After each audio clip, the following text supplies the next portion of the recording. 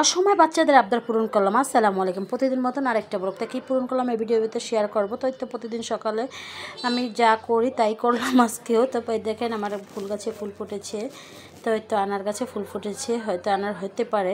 তার দিকে সকালে নাস্তাটা আজকে রেডি করে নিতে আসছিলাম। আজকে রুটিগুলো এমন আঁকা বাঁকা হয়েছে, আমার দু একদিন রুটি ভালোইগুলো, আর দু একদিন রুটি ইন্ডিয়ার বর্ডার হয়ে যায়, নাহলে বাংলাদেশের বর্ডার হয়ে যায়, কুয়েতের বর্ডার হয়ে যায়, সৌদির বর্ডার হয়ে যায়, এরকম একটা মানচিত্র হয়ে যায়।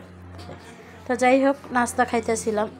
আর এদিকে যেহেতু আমার বাচ্চাকে আমি ঘুম পাড়াই একটু তাড়াতাড়ি করে রান্না করে আইসা পড়ি, কারণ অন্য কাজ একটু পরে করি, কারণ রান্নার ঝামেলাটা কম থাকলে মানে রান্নাটা শেষ হয়ে থাকলে মানে ঝামেলাটা আমার মনে হয় কম হয়।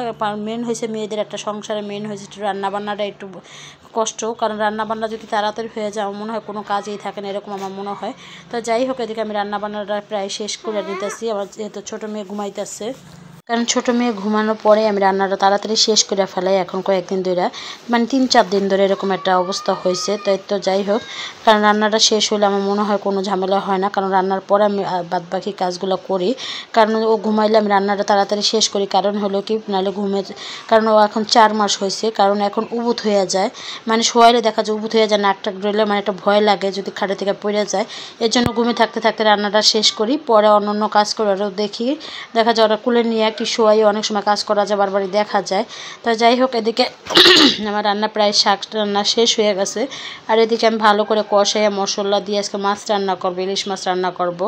আর আমার মতন কে আগে রান্না করতে পছন্দ করেন সবাই একটু কমেন্টে জানাবেন। আমার তো আগে আমি প্রায় 12টা 12:30 1টা বাজে রান্না করতে যাইতাম, ওদের গোসল টোসল করে ঘুম পাড়াইয়া। এদিন দেখি আমার মেয়েটা দুপুরে ঘুমাইতে চায় না, একটু সকালে ঘুমে থেকে উঠে আবার ঘুমাই থাকে। তো এইভাবেই ভাবলাম যে আমি 10টা 11টা বাজে রান্নাটা কমপ্লিট করে ফেলাবো, তাহলে মনে হয় আমার জন্য ভালো হয়, কারণ পরে অন্য কাজ করব। এই জন্য আমি রান্নার আগে কমপ্লিট করে ফেলাই। তাই এদিকে আমি তরকারি মশলাটা ভালো করে কষাই নিয়েছি, ভালো করে কষাইয়া নিয়ে পরে এগুলা তরকারিগুলো দিয়ে দিলাম। আজকে লাউ দিয়ে রান্না করবো ইলিশ মাছ। তো যাই হোক এদিকে তরকারি মশলাটা দেওয়ার সাথে ভালো করে কষাই নিয়েছি। আর আমার ছোটো মেয়েটার জন্য সবাই দোয়া করবেন। আলহামদুলিল্লাহ 4 মাস পূর্ণ হয়ে গেল, মানে 3 মাস শেষ হয়ে 4 মাসে পড়ছে, সরি ভুল হয়ে গেছে আমার, 3 মাস পূর্ণ হয়ে 4 মাসে পড়ছে।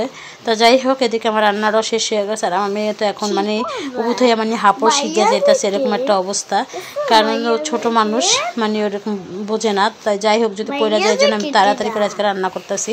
আর এখন থেকে নিয়ত করছি প্রতিদিন 10টা বাজে রান্না, 11টা বাজে রান্না কমপ্লিট করব। আর আমার পাশে তো আমার ছেলে কথাই বলে, প্রতিদিনই তো শুনেন আমার ছেলে ভিডিও করা ধরলে এডিটিং করা ধরলেও তাড়াতাড়ি এসে আমার পাশে আল্লাহ হাফেজ বলবে কথা বলে। তাই যাই হোক এদিকে আমার রান্নাটাও শেষ। আর এদিকে হঠাৎ করে আমার বাচ্চারা বলতেছে আম্মু আজকে মাছের কাবাব খাবো।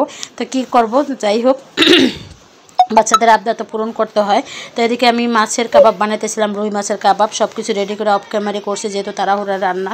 মাছের কাবাব সন্দেহ হয়ে গেছে, কারণ মাছ টাছ নারী না দেখা গোসল করার পর মাছ না থাকে কেমন খিটখিট লাগে। যাই হোক এদিকে আমি মাছের কাবাবটা একটু বানিয়ে নিতেছিলাম, সব মশলা দিয়ে মাছগুলো সিদ্ধ করে বেছে কাটাগুলো বেছে সুন্দর করে মাছের কাবাব বানাইতেছিলাম। অসময় যদি এরকম মাছের কাবাব খেতে চায়, কার না কেমন লাগে বলেন তো? আমার কাছে তো মোটামুটি ভালোই লাগে, কারণ বাচ্চারা খেতে চাইছে, আমি কি না করতে পারি? তো সবাই ভালো থাকবেন, সুস্থ থাকবেন, আমরা কাবাব খেতে থাকি। আল্লাহ হাফেজ।